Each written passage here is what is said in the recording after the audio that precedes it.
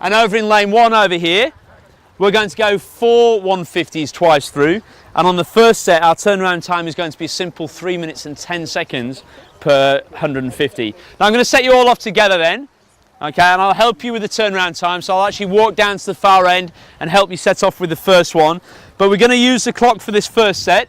We're going to start off on the blacktop. Leaders, you need to know what times you're on. So Gavin's crew turning around on 2:25, Mari's crew turning on 2:35, 2:55 in Saskia's group, and 3:10 over here. Remember, we've got a second set. The second set is going to be done slightly faster than this, but with slightly more recovery. Okay, we're going to give 15 seconds then. Let's see what we can do. 5 seconds apart. I will sound you out and set you off. Are we ready? 5 seconds. Good luck with this. 2, 1, up.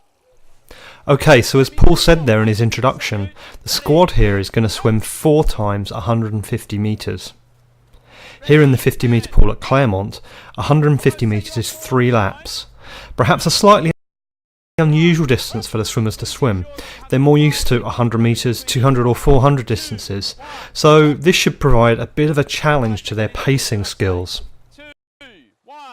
As we look at things through the camera here, the squad is on the left-hand 3 lanes. The rest is public swimming, so let's just focus on those 3 left-hand lanes looking at this exercise. We've added a special moving graphic here for the leftmost lane, lane 1 of the squad, and we set this to move at 1 minute 56 seconds per 100 metre pace. This is a bit like the world record line on the Olympic TV coverage. This isn't a world record at all, it's just perfectly even pace for 1 minute 56 per 100 metres. That's the pace at which Roxanne, leading that lane, is going to swim the first 150 metres of this set. So if she was pacing this out well, she would be just keeping up with that line.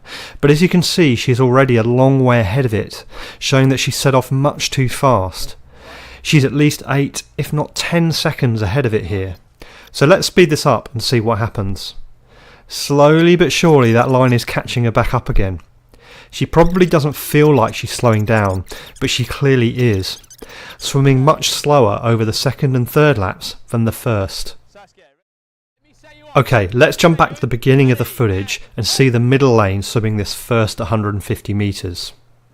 I've set the line to their average pace, which is 1 minute 47 per 100 metres, with Saskia leading here.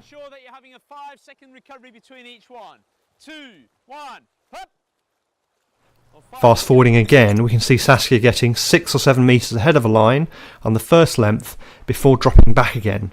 Perhaps not quite as much as Roxanne in lane 1, but still very significant. If you're a coach and have timed your swimmers' laps, you'll have noticed nearly every swimmer does this to a greater or lesser extent. Normally the less experienced swimmers do this to a much greater extent than the more experienced athletes who have developed better pace judgment over the years. So let's jump forward a bit now to the third repetition of the set, the third 150 metres, and looking again at Roxanne in the left-hand lane. Here on the first lap of the swim, it looks like she's doing a much better job staying nicely with the red line, which is still set to her pace of 1 minute 56 per 100 metres as before. But as the swim goes on, look how she's starting to struggle and dropping off. In fact, by the end of this 150 metres, she finishes 11 seconds slower than the first time she did it, which just shows the damage that was done by starting off too fast in the first 150 metres of this set. During a set like this, you want to make every swim to be as close as possible in terms of times. You're aiming to maintain your best sustainable pace over the whole set, not setting world records on the first and then slowing down, but maintaining the same time again and again and again. If you've never monitored your swimming speed like this, then it's very, very likely you're setting off much too fast and then slowing down. It harms the quality of your training, and it also makes sets feel much harder than they need to be. If you develop those pacing skills, then you'll get much more bang from your training buck and improve at a much faster rate. Of course, the more competitive the situation, the worse this pacing problem tends to get. In races, or in a squad training situation, when you're going head to head with other swimmers, you've got to be especially diligent with your pacing. With race adrenaline pumping through your veins, you might swim 20 seconds too fast over the first 100 metres and then bog right down towards the end of the race, losing huge quantities of time.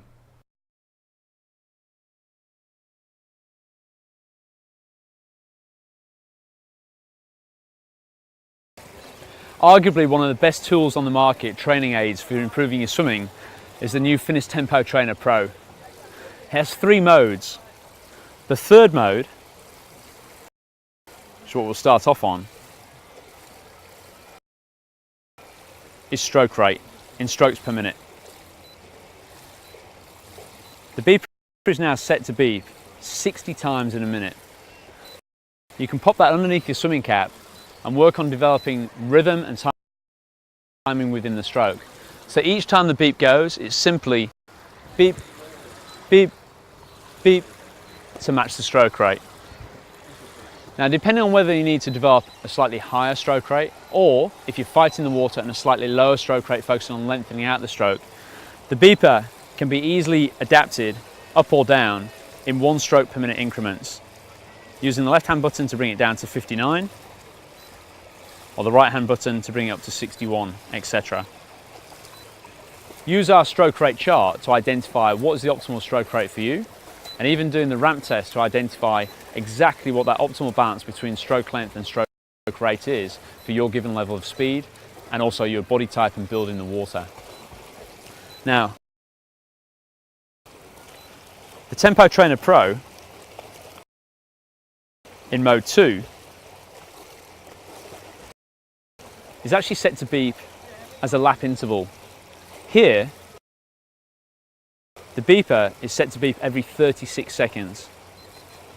You can hear the multiple beeps.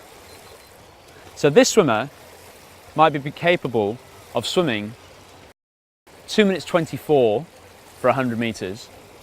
The swimmer pops the beeper underneath the cap. They set off when the beep next goes. Beep, beep, beep, beep, beep. They should then be pacing out so that the beep goes again when they pass the 25 meter marker, when they get to the next 25 meter marker, and so on and so forth. Now, by holding and staying with the beeper, that swimmer can be assured that they're going to swim precisely 2 minutes 24 per 100. Equally, the beeper can be brought down in 1 second notches. So let's say, for example, the swimmer wanted to swim slightly faster than that, 2 minutes 20 per 100. They'd bring it then down to 35-second intervals and setting off like that. But you'll find that a 4-second jump per over 100 meters is actually quite a large jump. So, mode 1, which is actually designed for stroke rate, is a great way to actually get much smaller, precise increments within your beeper. It's actually precise to 1/100th of a second. So, if we use that same example, the swimmer who was holding 36 seconds per 25, a jump down of 1 second per 25 might be too big, but half a second might well be possible. By doing this over time and reducing these increments just by small margins of half a second per 25, or even down to literally 1/100th of a second per 25, you'll find that you're able to actually develop your progress over time just in a small incremental steps. It's a great tool to have in your kit bag, and something that we use with all our swimmers, helping them to pace out a main set, helping them to work on the rhythm and timing of the stroke using the stroke rate function. We highly recommend getting yourself the Finniss Tempo Trainer Pro, popping it in your kit bag and using it on a regular basis and in a structured manner to improve your efficiency in the water.